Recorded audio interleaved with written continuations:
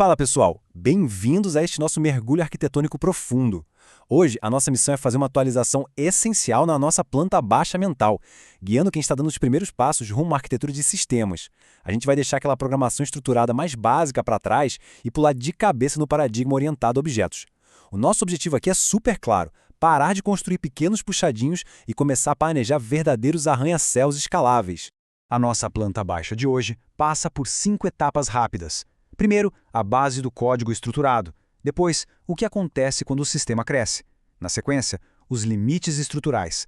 Depois, a mudança de foco para o que fazer. E fechamos com os pilares da orientação. Bom, então vamos direto ao passo 1, a base do código estruturado.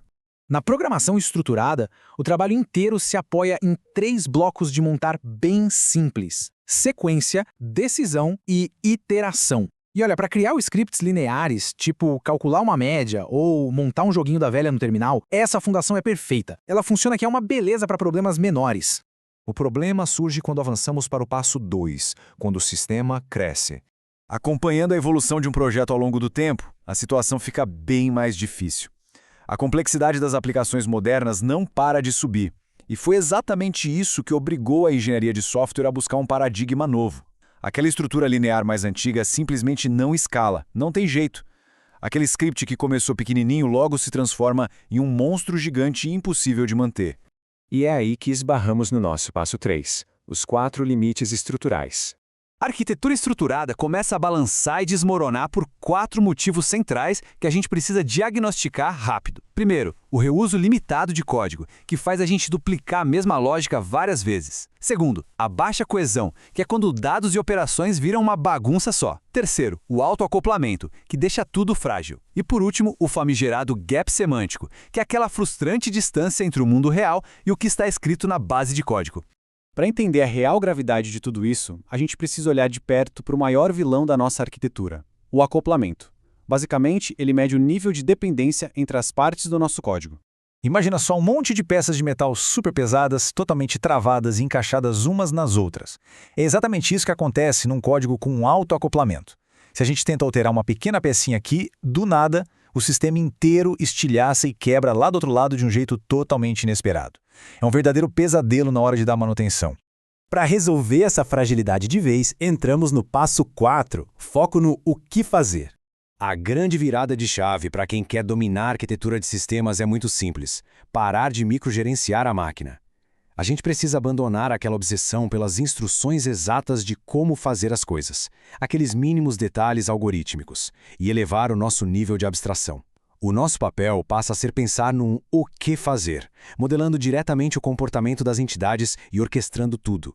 O que nos leva direto para o nosso último estágio, o passo 5, os pilares da orientação. A nossa ferramenta número 1 nessa nova jornada é a classe. Pensando com a cabeça de arquiteto, a classe funciona exatamente como a planta baixa de um conceito. Ela descreve as características e as ações, ou seja, os atributos e os métodos. Mas muita atenção nessa regra de ouro. A planta baixa não é a casa pronta. Ela é só um molde descritivo, um modelo rigoroso de como a casa tem que ser. Aí sim, avançando na construção, a gente chega no objeto. O objeto é a casa real, construída lá no terreno, com tijolo e cimento. É a materialização concreta da nossa planta baixa ganhando vida na memória do computador, bem no exato momento em que o sistema está rodando. E para acabar com aquela dificuldade de reaproveitar código, a gente chama a herança. A herança permite criar uma estrutura de reuso hierárquico super limpa.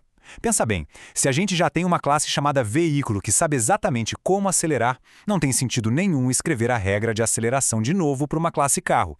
O carro simplesmente herda essa propriedade e pronto, a mágica está feita. Já para combater de frente aquele acoplamento perigoso, a instrução central é utilizar a associação. Em vez de criar um código emaranhado, cheio de fios inseparáveis, a associação empodera as classes para colaborarem umas com as outras, dividindo as responsabilidades.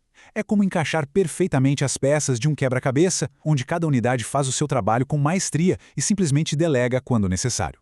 Juntando todos esses pilares rigorosamente, a gente consegue a maior vitória desse novo paradigma: construir uma ponte inabalável. Essa ponte elimina de vez aquele gap semântico, conectando a realidade diretamente com a estrutura digital. o nosso código passa, finalmente, a falar o idioma nativo do problema que a gente precisa resolver. O grande aprendizado prático desse guia é que a programação orientada a objetos transcende a sintaxe. Ela passa longe de ser só um jeito novo de digitar linhas de código. Na verdade, é uma abordagem madura de engenharia de software, desenhada e pensada para garantir a organização e a sustentabilidade a longo prazo. Fechando a atualização dessa nossa planta baixa mental, fica uma provocação fundamental para o nosso futuro na engenharia. Na hora de modelar o próximo grande sistema complexo, qual fundação será escolhida? Aquelas estruturas frágeis que sempre desmoronam com o tempo, ou os blocos robustos e escaláveis da orientação a objetos? A decisão arquitetônica está nas nossas mãos. Um grande abraço, bons estudos e até o próximo guia.